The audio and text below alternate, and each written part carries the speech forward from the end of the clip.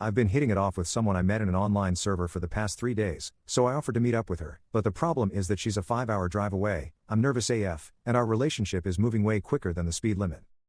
I, 36M, have been on the dating apps and platforms for close to 2 years and had horrible success. Like very few matches and no meetups levels of success.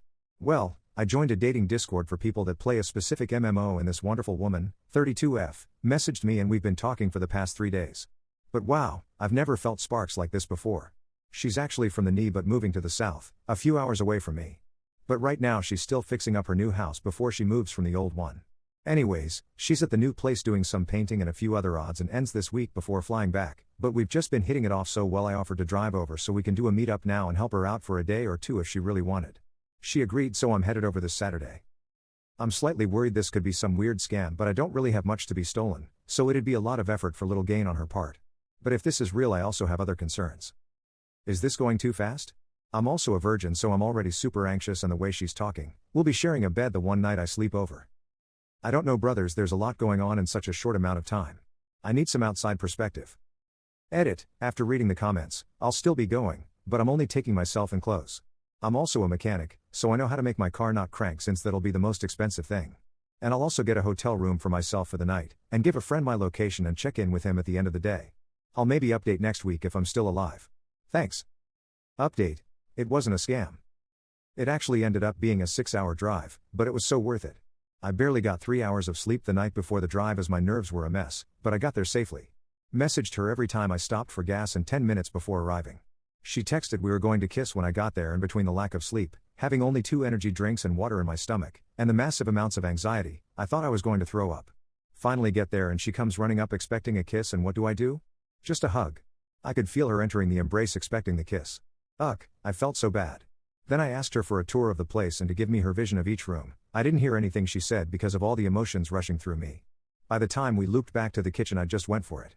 Gave her probably the worst kiss she's ever received, and partly because at this point I was starting to shake. I then said I needed to go get my bag out of my car, but before I got to the door she stopped me and asked if I wanted to try again. Third time was the charm. It was amazing. We went to a museum to just walk around and chat. Ended up holding her hand and of course the shakes came back. She made a comment about it and I just told her, I really want to be here but I hadn't had much sleep and I've been super anxious about the meetup for days. She was completely understanding and offered to go somewhere else or stop making physical contact. No, I really want this, just bear with me. Next came dinner and I had the idea to share a plate because I wasn't going to eat much and she said she wouldn't either. Got some barbecue, which I don't recommend for a first date, and fries. Then we just picked at the food, barely eating anything while mostly just talking. She has a way of fitting in quirky cute questions to fill the awkward silence, which was great because I was being massively awkward. We eventually get back to her place and just stand at the kitchen bar talking some more, and she made me some tea to calm me down. It's not late, but too late to go back out. No furniture outside of her brand new bed she just got set up the day before I got there. Oh boy.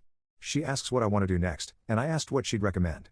She said we could just chill on the bed and talk some more or sleep or anything I wanted. So we brush our teeth and get down to sleepwear, then start having more conversation. Luckily, the one thing I'm good at is eye contact. After a few more quirky questions we start kissing and cuddling. Didn't even get to the more heated part before I just spilled everything. Told her I was a virgin partly because I'm a demisexual and also because I've been dealing with past traumas for most of my 30s and just haven't been on the market. Again, she was completely understanding and told me we didn't have to do anything I wasn't comfortable doing. So we continued making out and cuddling and she continued to respect my comfort zone. Ended up staying an extra day. Day 2 was way better and I'm not going into details, but I will say this, no walls got painted. She's amazing and beautiful and I don't know what I did to deserve her, but I'm going to do everything in my power to hold on to her. I want to thank everyone that gave constructive feedback, both for and against. I read most of the replies that showed up in my notifications before I left. I really appreciated the extra perspective, considering how short-circuited this woman makes me. I also realize I should have clarified why I was a virgin before just saying it on the internet, but I wasn't too worried about details on that post as I was expecting maybe 10 replies, not 100s. The previous post made it sound like I was driving 5 hours for a booty call, absolutely not the case.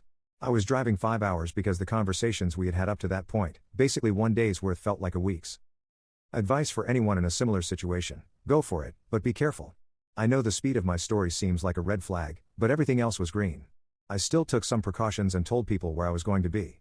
Be safe, have fun, remember to breath, and communicate.